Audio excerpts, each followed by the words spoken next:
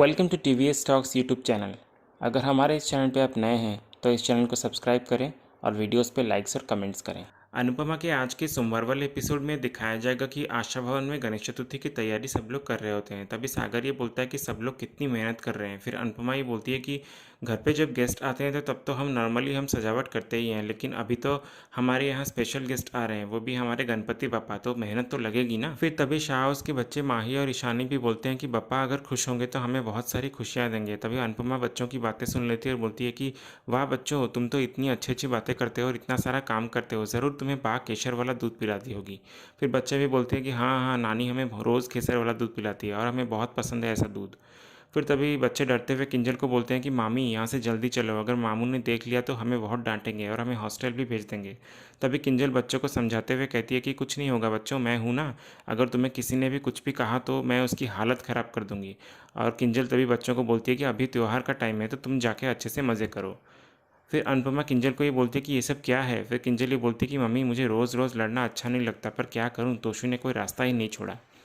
अगर पति अपनी तानाशाही करेगा तो बीवी को भी तो बगावत करनी ही पड़ेगी ना। फिर अनुपमा ये बोलती है कि बिल्कुल सही कह रही हो तुम किंजल, हर औरत को ये पता होना चाहिए कि कब चुप रहना है और कब बोलना है। फिर किंजल ये बोलती है कि मैं सिर्फ अपने फैमिली के लिए ही चुप रहती थी, लेकिन अब मेरी फैमिली के लिए ही मुझे बोलना पड़ता है। फिर अनुपमा ये बोलती है कि हर रिश्ते में एक मर्यादा की लकीर होती है और किसी को भी किसी भी रिश्ते में वो लकीर पार करने का कोई भी हक नहीं। फिर तभी वहाँ पूजा में बा आती है और सबको बोलती है कि प्रसाद के लिए ड्राई फ्रूट चाहिए होगा ना, इसलिए वो मैं लेकर आई हूँ। फिर अनुपमा आकर बा से ये कहती है कि आप भी आइए ना बा, पूजा में बापा की सेवा कीजिए। फिर बा बोलती है कि ठीक है। फिर बच्चे और किंजल बा को पूजा की तैयारी में शामिल करवाते हैं। फिर बापूजी बहुत खुश होकर बा से ये कहते हैं कि तुमने खुद आकर बहुत अच्छा किया। फिर अनुपमा बा और बापूजी को खुश देखकर बहुत खुश होती है। फिर तभी वहाँ दूसरी ओर आध्या शाह उस आती है और पाखी उसे देखकर ये पूछती है कि तुम यहाँ क्या कर रही हो। फिर आध्या ये बोलती है कि किंजल भाभी ने मुझे पूजा के लिए तोरल लाने को भेजा है, इसलिए मैं यहाँ पर आई। आप दे देंगी क्या? और अगर आपको पूजा में शामिल भी होना है तो आप आ सकती हैं। फिर पाखी ये बोलती है कि नहीं नहीं, मुझे नहीं आना है, मुझे ना ही आशा भवन आना है और ना ही किसी भी भिखारी से कोई भी रिश्ता रखना है। फिर तभी आध्या पाखी को ये बोलती है कि आप अभी भी नहीं बदली, अभी भी उतनी ही बदतमीज़ है। फिर पाखी ये बोलती है कि आध्या तुम अपने बारे में भूल गए क्या कि तुम कितनी बदतमीज़ थी। फिर आध्या ये बोलती है कि मुझे सब कुछ याद है और मुझे उसका पछतावा भी है। फिर पाखी ये बोलती है कि मुझे कोई फ़र्क नहीं पड़ता कि तुम्हें पछतावा है या नहीं, इसलिए अपने पछतावा का पुराण उठाओ और निकलो यहाँ से। और मेरी मानो तो तुम अपने पापा को भी आशा भवन से दूर रखो, वरना तुम्हारी मम्मी तुम्हारी बच्ची कुची ज़िंदगी को भी ख़राब कर देंगी। फिर आध्या बोलती कि मैं भी पहले यही सोचा करती थी, लेकिन मैं तब गलत थी। मम्मी ज़िंदगी बर्बाद नहीं करती बल्कि ज़िंदगी आबाद करती है, और अगर मुझे ये चीज़ अब समझ आ गई तो आपको भी जल्द इस बात का एहसास हो जाएगा। तभी वहाँ मीनू आती है और आध्या को देखकर ये बोलती है कि आध्या तुम यहाँ कैसे। फिर आध्या बोलती है कि किंजल भाभी ने तुरंत मंगवाया है, इसलिए प्लीज़ आप ले आना दीदी। ये बोलकर गुस्से से आध्या वहाँ से चली जाती। फिर मीनू आकर पाखी से पूछती है कि आपने आध्या को कुछ कहा क्या। फिर पाखी ये बोलती कि तू ये सब बातें छोड़, तू ये बता कि आज के दिन तेरा कैसा गया कॉलेज में या कॉलेज के बाहर। फिर मीनू ये सुनकर चौंक जाती है। फिर पाखी ये बोलते हैं कि चौंकने की ज़रूरत नहीं है, कपड़े बदल लेने से ऑटो वाले की औकात नहीं बदल जाती, इसलिए तुम दोनों जो कर रहे थे ना वहाँ, वो मैंने सब कुछ देखा है। फिर मीनू पाखी को ये बोलती है कि अच्छा हुआ कि आपको सब कुछ पहले से ही पता चल गया, इसीलिए अब आपको कुछ बताने की ज़रूरत भी नहीं है। ये बोलकर मीनू वहाँ से चली जाती है। फिर पाखी ये बोलती है कि पापा के घर पे ना होने पर सबके पर निकल आए हैं, इसलिए अब तोशु भाई को सागर और मीनू की हरकत बतानी पड़ेगी ही मुझे। फिर अगली सुबह यह दिखाया जाता है कि गणपति बापा आशा भवन में आते हैं और सब लोग उनका स्वागत करते हैं। फिर तभी तोशु ये सब देखता है और पूजा में आने की कोशिश करता है। तभी बा और बापूजी तोशु को रोकते हुए कहते हैं कि पूजा में तू अगर शामिल होने आया है तो ठीक है, वरना अगर कोई तमाशा तुझे करना है तो तू उल्टे पाँव निकल जाए यहाँ से।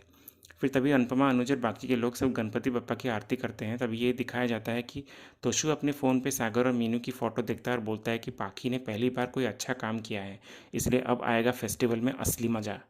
तभी वहाँ अचानक डॉली आ जाती है और अनुपमा और बाकी के लोग डॉली को देखकर बहुत खुश होते हैं। फिर अनुपमा डॉली को देखकर उसके पास जाती है और खुश होकर बोलती है कि आज का दिन बहुत शुभ है, एक तो बप्पा आए हैं और फिर डॉली बहन भी आ गई, इसलिए हमारी खुशियाँ अब डबल हो गई। फिर तभी डॉली ये गुस्से से अनुपमा को बोलती है कि पर मेरी खुशियाँ का क्या, जिसके पीछे आप हाथ धो के पड़ी हैं। तभी अनुपमा ये बोलती है कि ये क्या बोल रही हैं डॉली बहन आप। फिर डॉली ये बोलती है कि मेरे भाई से बदला लेने के लिए आपने मेरी बेटी मीनू को मोहरा बनाया, या फिर आपको मुझसे कोई खास दुश्मनी है जो मेरी मीनू की ज़िंदगी आप बर्बाद करने चली हैं। मीनू हमेशा मुझसे ज़्यादा आपको माँ मानती आ रही है, लेकिन आपने तो ये साबित कर दिया कि मामी आखिर मामी ही होती है, माँ नहीं।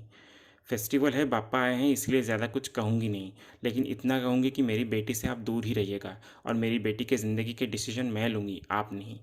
फिर मीनू आकर डॉली से ये कहती है कि मम्मी आप ये सब क्या बोल रही हो मामी को। फिर डॉली ये कहती है कि खबरदार जो तूने बीच में बोला है तो तू चल यहाँ से। ये बोलकर डॉली मीनू को वहाँ से ले जाती है। फिर बा भी वहाँ से जा रही होती है, तभी बापूजी ये बोलते हैं कि प्रसाद लेकर जाओ, बिना प्रसाद लेकर जाओगी तो पूजा अधूरी रह जाएगी। फिर बापूजी अनुपमा को समझाते हुए कहते हैं कि ये तोशु, वनराज और पाखी ने डॉली के कान ज़रूर भरे होंगे, इसलिए वो ऐसा बोल रही है, और तू चिंता मत कर, मैं डॉली से बात करूँगा और उसे समझा दूंगा। फिर अगले सीन में हमें ये दिखाया जाता है कि डॉली मीनू को खींच के शाह हाउस पे लेकर आती है। फिर मीनू ये बोलती है कि ये क्या कर रही है मम्मी आप। फिर डॉली ये बोलती है कि तू क्या कर रही है ये बता। फिर मीनू ये बोलती है कि मैंने क्या किया है। फिर डॉली ये बोलती है कि तू मेरा मुंह मत खुलवा, सब कुछ पता है मुझे। फिर मीनू ये बोलती है कि आपको जो भी कुछ पता है वो सब गलत पता है, और यहाँ पे कुछ ऐसे लोग हैं जो सही बात को मिर्च मसाला लगाकर गलत बताते हैं, और आप ही ये हमेशा बोलती है ना कि प्रसाद लिए बिना पूजा अधूरी रहती है, इसलिए मैं प्रसाद लेने जा रही हूँ। ये बोलकर मीनू वहाँ से चली जाती है। फिर डॉली ये बोलती है कि तोशु और पाखी सही बोलते थे बिल्कुल, कि भाभी के संगत में रहकर ये मीनू बिल्कुल पागल हो चुकी है। फिर वहाँ दूसरी ओर सागर दुखी खड़ा होता है। फिर बाला आकर सागर को पूछता है कि इतना दुखी क्यों है, क्या हुआ तुझे। फिर सागर ये बोलता है कि मीनू की मम्मी ने अनुडी को कितना कुछ सुनाया, जबकि अनुडी को हमारे बारे में कुछ भी नहीं पता है। फिर बाला ये कहता है कि मेरी एक बात समझ में नहीं आ रही है कि ये मीनू की माँ को ये सब पता कैसे चला। फिर सागर ये बोलता है कि दो ही लोग हो सकते हैं, तोशु और पाखी, उन्हीं लोगों ने इनके कान भरे होंगे। फिर सागर बाला को ये बोलता है कि मैं अनुडी को सब कुछ बता दूँ क्या, इससे पहले अनुडी को कहीं बाहर से पता चले ये बात। और मीनू ने भी ये कहा था कि सही वक्त आने पर वो अनुडी को सब कुछ बता देगी, इसलिए मुझे लगता है कि वो सही वक्त आ गया है। फिर बाला ही बोलता है कि नहीं नहीं, उसे अभी मत बताओ, अभी अभी वो वैसे भी डॉली की बातों से बहुत परेशान होगी, और वैसे भी आज फेस्टिवल है, बाद में कोई अच्छा सा समय देखकर बता देना। फिर इसी बीच अनु जाकर अनुपमा को बोलता है कि डॉली की बातों का बुरा मत मानो, उसे शायद कोई गलतफहमी हो गई होगी, तुम उससे बात करोगी तो वो ज़रूर समझ जाएगी, इसलिए तुम अभी दुखी मत हो। फिर दूसरे सीन में हमें ये दिखाया जाता है कि अनुपमा सब साहब उसके बच्चों को गिफ्ट और चॉकलेट्स देती हैं। तभी अनुपमा आकर आद्या को भी गिफ्ट देने वाली होती है, पर आद्या ही बोलती है कि मम्मी मुझे ये गिफ्ट नहीं चाहिए, मुझे कुछ और चाहिए। फिर अनुपमा बोलती है कि ठीक है बेटा, बोल क्या चाहिए तुझे। फिर आद्या अनुज और अनुपमा का हाथ पकड़कर कहती है कि मैं चाहती हूँ कि आप दोनों साथ आ जाएं एक जोड़े के तौर पे। आप दोनों मेरी वजह से अलग हो गए थे, इसलिए आज मैं खुद ये कह रही हूँ कि आप दोनों प्लीज़ एक हो जाइए। फिर आद्या बहुत रोती है और कहती है कि आप दोनों ने बहुत कुछ सहा है, इसलिए अब मत सहिए, इसलिए प्लीज़ आप दोनों शादी कर लीजिए। मम्मी, आप जब पॉप्स के पास नहीं थे तो मैंने देखा था कि पॉप्स का क्या हाल था आपके बिना। आपके लिए दिन रात तड़पते थे पॉप्स, और पॉप्स के दिल में आपकी जगह कोई ले भी नहीं सकता। आप दोनों को एक दूसरे के लिए कभी टाइम ही नहीं मिला। आप सब मेरे लिए जीने लगे और अपने लिए जीना भूल ही गए।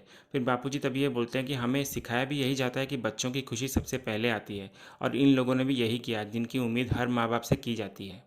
आद्या फिर ये बोलती है कि ठीक है, जो हो गया सो हो गया, उसे अब बदल तो नहीं सकती मैं, लेकिन जो हो रहा है उसे मैं बदलना चाहती हूँ।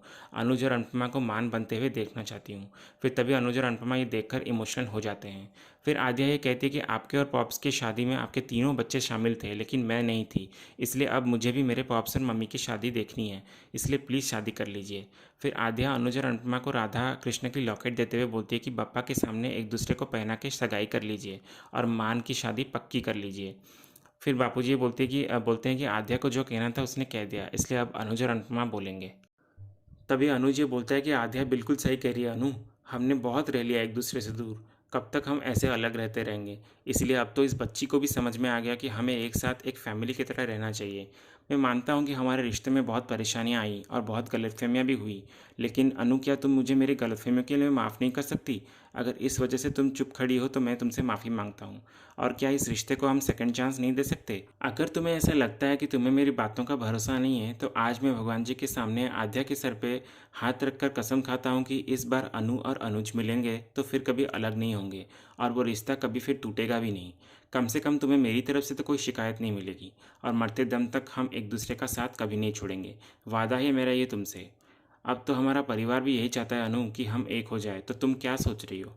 फिर अनुपमा सोच में पड़ जाती है और खामोश हो जाती है। इसी के साथ आज का ये एपिसोड ख़त्म होता है। तो ये था अनुपमा के आज के सोमवार वाले एपिसोड का अपडेट। ऐसे ही और लेटेस्ट अपडेट जानने के लिए हमारे इस चैनल से जुड़े रहिए। हम मिलते हैं नेक्स्ट एपिसोड के साथ। धन्यवाद।